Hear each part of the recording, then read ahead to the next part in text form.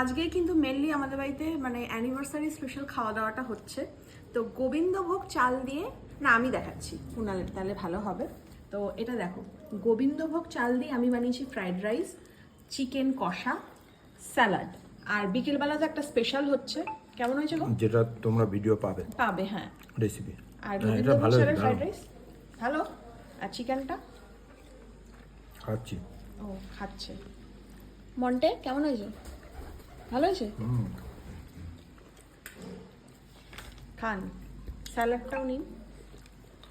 মা আবার টমেটো খায়, মা নিয়ে নাও স্যালাড। দারুণ হয়েছে। ভালো হয়েছে না? নর্মাল ফ্রাইড রাইস তো আমরা রোজই খাই, কিন্তু গোবিন্দভোগ চাল দিয়ে না ফ্রাইড রাইস একবার বানিয়ে দেখবে। আর এই শুধু চিংড়ি মাছটা ছিল না, আমি ডিম দিয়ে করেছি। চিংড়ি মাছ করলে আরও ভালো আটা হতো। দিতে পারতো সুইট কর্ন।